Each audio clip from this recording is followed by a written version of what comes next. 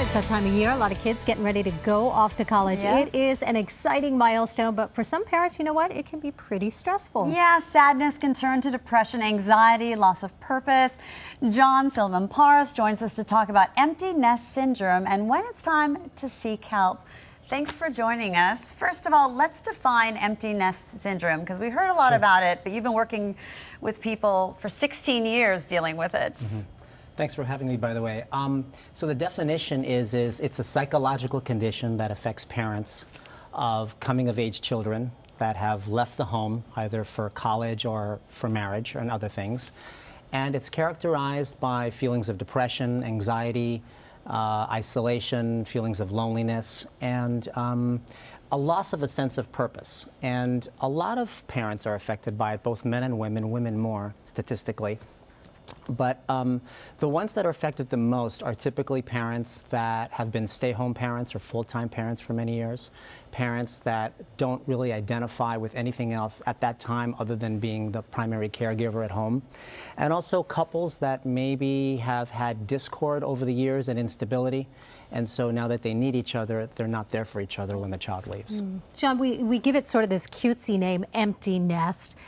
Do some people think that it is not real and perhaps they don't need professional help for this? No, it's a legitimate condition, and people do suffer from depression. And some of the symptoms are they lose sleep, they oversleep, they eat less or overeat, they have trouble concentrating, they have sort of low mood, they have lost interest in things that usually give them pleasure. So no, it's a legitimate condition. And you should seek help if you need that. You also talk, though, about once you think they're gone and you start settling into that, this boomerang generation, boomerang kids. Exactly. There's been a sharp rise in the last 10 years about the adult children ages 24 through 35 that have returned to the home because of economic reasons, unemployment, and so on and so forth. And yes, someone has coined it as the boomerang generation. So we're seeing a lot of that. Also, in the last 40 to 50 years, we've seen women working more, so there's dual income houses. And so the evolution of empty nest has changed over the years. So it's a little bit less of an intense thing right now, but it still affects people the same way. Absolutely. Obviously, parents know that their children are getting older, much as we hate to admit it, and we're watching these college years approach. Are there things we can do in the years leading off to them going off to school to prepare? There's a lot of things to do. Once the child leaves, it's really good to remember to remind yourself that this is a very natural process and it's okay to feel sad. It's okay to miss your child. It's maybe indicative of the good relationship you have with your child. That's one thing.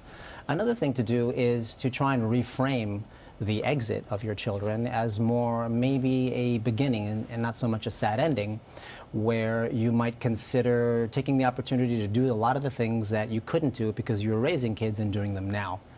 And another thing to do is that it's really easy to stay communicated with your children these days. You can do it via text, via email, through social networking, you can do it through Facebook, and you can also stay connected via video, Skype, and other types of networks like that. Well, thinking of it on a positive note, I mean, obviously you've done your job and now your kids are going off to college. This is also, like you were talking about, a time maybe to redefine your relationship, correct? And to change that. Absolutely. The dynamics change immediately when the children leave, so now the parents are either stuck with each other or now they have time to... Hopefully more loving. Exactly. Now they can spend more time together. They are, again, a couple and not just a couple with children. And so, yeah, for some people it's going to be an adjustment. But I also tell people, too, to try and initiate self-care, either with partner or not. But self-care means I do good things to myself on a regular basis. I go to my favorite restaurant and have my favorite meal. I may take a small vacation. I may take a yoga class. I may take a class elsewhere, just doing nice things for myself so that I don't focus so much on the emptiness in my house. If someone is doing all of that, still not feeling better, at what point do they know that it's time to seek professional help? Good question. If my symptoms are affecting me, excuse me, to the degree where I'm unable to function, excuse me, and I'm unable to fulfill role obligations and I can't sleep and I can't get to work and things like that, then I may need to seek some professional help from a counselor. Some people seek help from, their place of worship. So again, if there's impairment in my life because of that, I need to look ahead to that. Another thing I wanted to mention too is I always encourage parents to consider doing some volunteer work. You know, putting yourself in a position where you can help others, and especially the very needy, and then that gives you a sense of purpose again. Get involved in a local organization, get involved in your place of worship. And keep busy. And keep busy. John, thank you Yeah. very much for being Thank you here. so much. You're welcome. I hope it was helpful.